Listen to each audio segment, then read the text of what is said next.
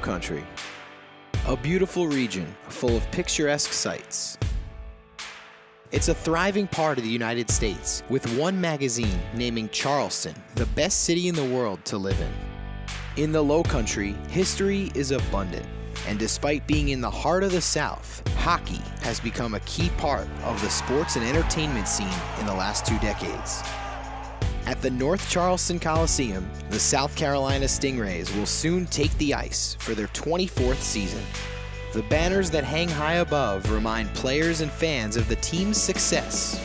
The club has won 3 Kelly Cup championships, tied for the most in the history of the ECHL. The team has consistently been a winning organization, making the playoffs 22 times in 23 seasons. The Stingrays have provided nearly 4 million fans championship-caliber hockey and fun since their inauguration in 1993. As the club gets set to open the upcoming season, the team has one thing in mind: winning a 4th Kelly Cup.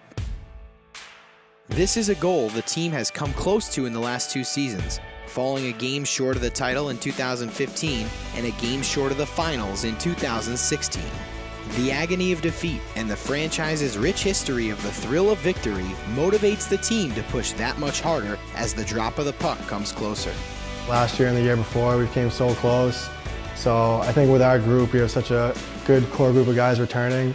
We know what it takes throughout the year and towards the end there to get to that point. So it's definitely a huge motivation. This is the chase for glory. As the hot rays of the sun beam down on the beaches of the Lowcountry, things are much cooler at the Carolina Ice Palace. At their practice facility, the Stingrays hit the ice for the early portions of training camp. Familiar faces and veterans meet a crop of talented new players. Some of them have played in the ECHL but are moving down south for the first time, while others are fresh-faced rookies looking to make their first impact in professional hockey. It will be Ryan Warsofsky's job to mold this group into a championship team. The 28-year-old Massachusetts native is entering his 4th year in South Carolina and his first as head coach. On June 21, 2016, the Stingrays announced that Spencer Carberry, the team's all-time winningest coach, was leaving the club to take a job with the Saginaw Spirit of the Ontario Hockey League. Carberry's move ended his 8-year tenure with the Stingrays. As a player, he hoisted the Kelly Cup in 2009, and as a coach, he won 209 games. My family will be forever indebted to this community, the ownership group, Rob Kincannon, Ryan Warsofsky. I got to work and enjoy coming to work and couldn't wait to get to work every single day, working for this great organization. And I'll be forever grateful, and I will never forget my experience here over the last 8 years.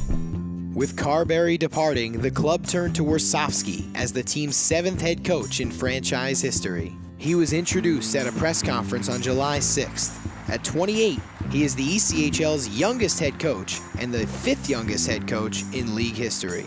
I'm super excited. I am really excited to get this season going. I know it's over 100 days away, but I can't wait till October. We will be a fun team to watch, I can guarantee that. We will be fun, we will be fast, we will be smart, and we will work extremely hard. That's all we're going to ask from our guys. And we'll be a fun team to watch and a product that wins hockey games and develops people on and off the ice. This is an organization that prides itself in obviously winning, but doing the right things on and off the ice. It's a proud organization, and I was obviously excited, and it was a little emotional, the whole situation, how it with my wedding and everyone, family into town, but it was a proud moment for sure. For Warsofsky, being named head coach was only the start of the best week of his life. Family and friends attended the press conference. Just 3 days later, Warsofsky married his bride, Caroline. Warsofsky's summer didn't end there, as he was tasked with building a roster, adding free agents, and hiring several key members to the hockey operations staff. Now, as the team hits the ice leading up to the season, Warsofsky has his chance to bring the Lowcountry a championship for the first time since 2009. However, during training camp, Warsofsky and the Stingrays had to deal with an element they couldn't prepare for: Hurricane Matthew. The hurricane forced the team and hundreds of thousands of Lowcountry residents to evacuate from Charleston. The Stingrays traveled to Charlotte, North Carolina to escape the storm, and with help from the Charlotte Checkers, resumed training camp at the Extreme Ice Center. After training camp, the Stingrays flew to Anchorage, Alaska to play 3 preseason games against the Alaska Aces. They went 2-1 in those 3 games and traveled back to Charleston after a wild week and a half. I thought it was actually really good for our team because, you face adversity early. We're on the road in Charlotte, we're on the road in Alaska. I was actually talking to guys in the locker room this morning. You can see how close our team is already just from, we've been on the bus, we've been on planes, we've been in 2 different cities already, so I thought it was good for us. Back in the Lowcountry, the Stingrays can finally focus on the regular season, beginning with opening night on October 22nd. Veteran leadership is crucial to success during a 72-game regular season. One of the veteran leaders who will keep the team focused is 37-year-old Trevor Gillies. Nearly a decade older than Coach Warsofsky, Gillies is entering his 18th season of professional hockey and has built a reputation of being one of the toughest enforcers in hockey. From 2010 to 2012, Gillies lived out his boyhood dream, playing in the National Hockey League for the New York Islanders. While with the Islanders, Gillies dropped the gloves with some of the NHL's toughest players. Now approaching the twilight of his career, Gillies returns to South Carolina to chase a championship, something he has never accomplished in his career.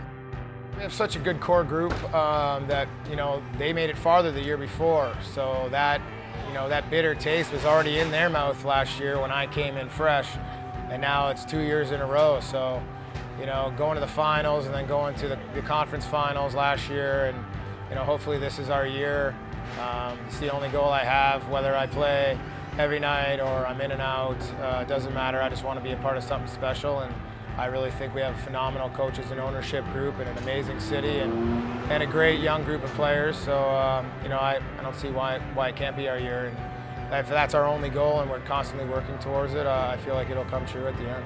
While Gillies isn't asked to score goals or put up points, his physicality and leadership are what set him apart in the locker room.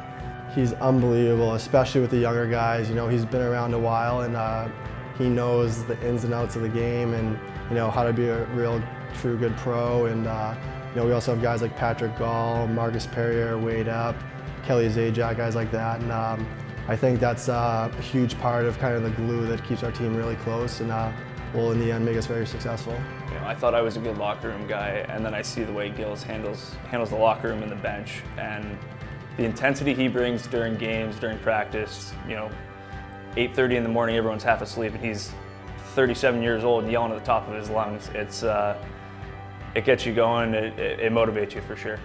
It's a fun job, I get paid to be a very vocal, energy kind of guy that just beats the body, and hopefully the heads follow if someone wants to go, and with the main goal being 2 points every night. So, I'm happy to be back for my 18th year, and not a better spot than in the Lowcountry. Gillies has quickly become a fan favorite, but none of the players on the ice are as beloved as 5'8" forward Patrick Gall. The Pittsburgh native has brought a blue-collar work ethic to South Carolina and is entering his 5th season with the club. It's awesome down here. Weather's good, fans are good.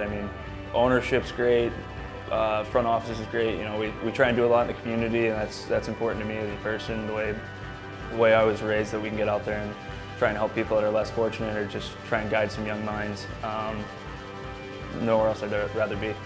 Known as the Double Deuce, the forward plays the game much bigger than his stature. For me to be effective, I got to outwork guys. I'm a coach's son, was raised by a dad that was coaching, an older brother that played. So when I was younger, I decided that I'm never not going to make it somewhere because I didn't try hard enough. So the fans seem to appreciate that, and I thank them for that. In a span of 5 months, the Stingrays hired a new coach, signed a crop of new players, and increased the size of its front office staff.